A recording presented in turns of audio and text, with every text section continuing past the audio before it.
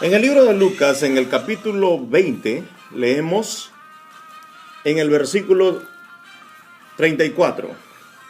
Entonces respondiendo Jesús les dijo: los hijos de este siglo se casan y se dan en casamiento. Cuando dice los hijos de este siglo, se está refiriendo a los moradores de este tiempo, de esta era, la era de los gobiernos humanos injustos, la era de las riquezas injustas, la era del gobierno de los hombres, de este tiempo de la influencia del enemigo sobre muchos gobernantes humanos, sobre muchos gobiernos de la tierra. Dice aquí: mas los que fueren tenidos por dignos de alcanzar aquel siglo, señalando más adelante en el futuro de esta tierra, en el futuro de la historia de la humanidad, dice: mas los que fueren tenidos por dignos de alcanzar aquel siglo, y los que fueren tenidos por dignos de alcanzar la resurrección de entre los muertos. Se está refiriendo a que no todos los que hoy confiesan ser religiosos o espirituales alcanzarán aquel siglo. No se levantarán en la primera resurrección para ser dignos de entrar al reino de Dios y participar del gobierno de nuestro Señor Jesús en el reino de Dios. No todos alcanzarán la resurrección de entre los muertos. Nuestra meta es alcanzar aquel siglo, tratar de entrar para vivir en ese siglo, en el reino de Dios, en el reino de nuestro Señor Jesús. La resurrección de entre los muertos, dice aquí, la primera resurrección de entre los muertos no la alcanzarán algunos, aunque se llamen espirituales. La resurrección de entre los muertos, note la expresión, se resucita de entre los muertos, porque esa es la única realidad del hombre. Su cadáver resucitado por Dios de entre todos los demás cadáveres. Algunos quedan sin resucitar, porque resucitarán en la segunda resurrección, y allí tendrán que dar cuentas por lo que hicieron, por sus obras. Dice que los que alcancen esa edad, ese siglo, dice aquí el Señor Jesús, ni se casan, ni se dan en casamiento. ¿Por qué? Porque ya no es el mismo sistema de este tiempo. En ese tiempo el hombre se casa, el hombre procrea, el hombre tiene descendencia. ¿Por qué ya no en ese tiempo el creyente? ¿Por qué el seguidor de Mesías, nuestro Señor, no tiene esa potestad de casarse y de vivir en familia en aquel siglo nuevo? En aquel milenio, como algunos le denominan, aunque es la primera parte del milenio. El verso 36 dice: porque no pueden ya más morir. Aquí hay una lógica. No pueden ya más morir.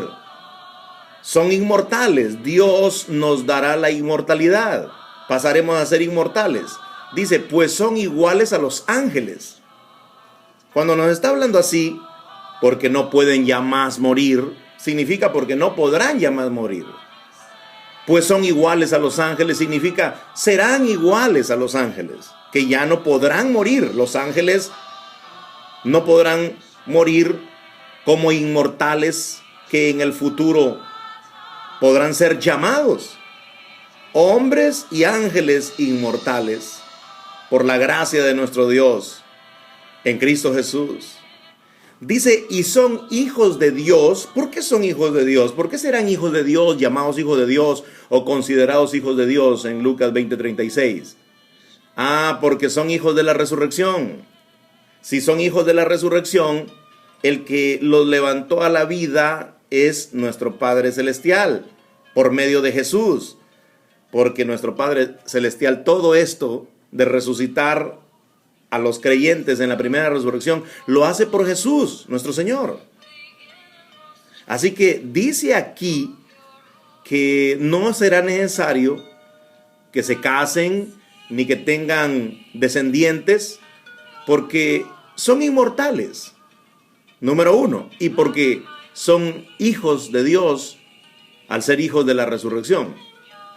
De hecho, si son inmortales, son escogidos para reinar con nuestro Señor Jesús. Somos escogidos para reinar con nuestro Señor Jesús. Y entonces ya no se podrá más morir, es decir, ya no será mortal el creyente, sino inmortal. Importante ver estos versículos, porque estos versículos nos dicen a nosotros que nuestro trabajo y nuestro esfuerzo tiene que ser todo dedicado, según el verso 35, a alcanzar aquel siglo. ¿Nota usted cómo hay la división en la Biblia acerca de este siglo y el siglo venidero? Eso es lo que se repite en las páginas de la Biblia. Esta vida y la vida venidera. Este siglo y el siglo venidero. Cuando dice este siglo está hablando de un periodo de tiempo, porque en los planes de Dios hay un momento en que este siglo llega a su fin, porque Dios lo ha determinado así. Como dice el mismo hombre de Dios, el mismo Pablo, predicando en distintas tribunas, predicando a los gentiles, él habla acerca de cómo Dios ha limitado los tiempos, los ha prefijado. O sea, Él los ha fijado desde tiempo antiguo en su plan. Leo en Hechos 17 y en el versículo número 26. Y de una sangre ha hecho todo el linaje de los hombres, para que habiten sobre toda la faz de la tierra. Y les ha prefijado el orden de los tiempos. ¿Nota? Les ha prefijado el orden de los tiempos. Hay un orden para los tiempos antiguos, para esta era que vivimos el día de hoy, que por supuesto esta era tiene un punto fijado por Dios para su límite. Es decir, esta era llega hasta un punto que Dios ya determinó de antemano. ¿Cuándo será? Nosotros no sabemos exactamente el día del fin. Pero sin embargo, nuestro Padre Celestial nos muestra que el fin de esta era, que el fin de este siglo, le hace Mateo 24, será precisamente con la segunda venida de nuestro Señor Jesús para resucitar a los creyentes, a los seguidores de Él, y para transformar a los que haya vivos, seguidores de Él, para que le acompañen como coherederos del reino de Dios. Así que vea usted, de una sangre ha hecho todo el linaje de los hombres para que habiten sobre toda la faz de la tierra. Esa es la voluntad de Dios, que habiten sobre toda la faz de la tierra, y les ha prefijado el orden de los tiempos. El que ha prefijado el orden de los tiempos es Dios. Él es el que hará todas estas cosas bien hechas. Dice, les ha prefijado el orden de los tiempos y los límites de su habitación. ¿Nota usted? Es decir, en el desarrollo de la historia, hasta aquí, más allá ya no, sino hasta aquí es donde llegan los hombres. Esos son los límites de la habitación del hombre. Así que Él es el que ha hecho todo esto. Él es el que ha determinado hasta el momento en que tenga que llegar la historia de este siglo. Este siglo pasará. Este siglo dará paso al siguiente. Este siglo es gobernado, como dice el mismo apóstol Pablo, y podemos leer en segunda carta a los Corintios. Allí él dice quién es el que gobierna en este siglo. Segunda Corintios 4:4 dice, en los cuales, los que se pierden, el Dios de este siglo cegó el entendimiento de los incrédulos. ¿Quién es el Dios de este siglo? Es decir, el que es prácticamente indirectamente adorado y reconocido por los moradores de este siglo. Aquí lo dice, el Dios de este siglo. Entendemos nosotros quién es. Es el enemigo. El Dios de este siglo cegó el entendimiento de los incrédulos. ¿Para qué? ¿Para qué ha cegado el entendimiento de los incrédulos? Para que no les resplandezca la luz del evangelio de la gloria de Cristo. ¿Qué es el evangelio de la gloria de Cristo? Es el evangelio que anuncia la buena noticia de la gloria de Cristo. Es decir, del día que nuestro Señor Jesús será puesto como Rey de Reyes y Señor de Señores de este planeta. Porque será el día de su gloria. Ya hemos visto en un mensaje pasado cómo se sienta en el trono en el día de su gloria. o en su trono de gloria, también lo dice. Así que aquí está hablando del evangelio de la gloria de Cristo, el evangelio que anuncia que nuestro Señor Jesús tendrá esa bendición del Padre, que el Padre le ha regalado, de sentarse como soberano de los reyes de la tierra.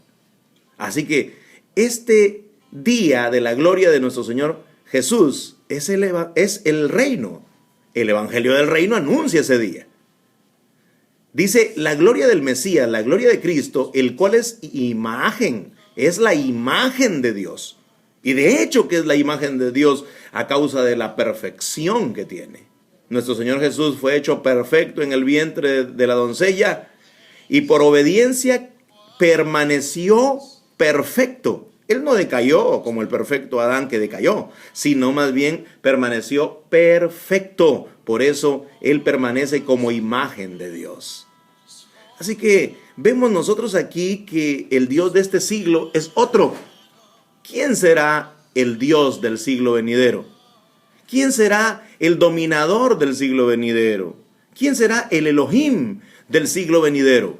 Porque este siglo ha tenido su Elohim y lo está teniendo hasta el momento, hasta el día de hoy. El que lo domina, al que le obedecen, al que le honran y le rinden culto. Pero en el siglo venidero, nosotros veremos en la misma Biblia quién está ungido y ordenado para ser el Elohim del siglo venidero con su autoridad, la autoridad que nuestro Padre Celestial le ha dado.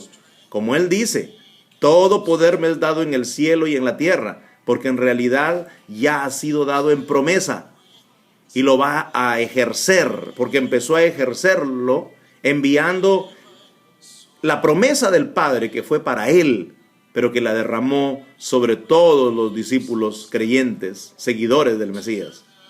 El siglo venidero traerá también esas nuevas glorias de nuestro Señor Jesús. En su segunda venida tiene la potestad de levantar a los muertos. Y en su descenso tiene la potestad de milagrosamente arreglar las ruinas del día de la ira. Nuestro Señor Jesús tiene toda esa potestad porque es el Elohim del siglo venidero, conforme a los propósitos de nuestro Padre Celestial.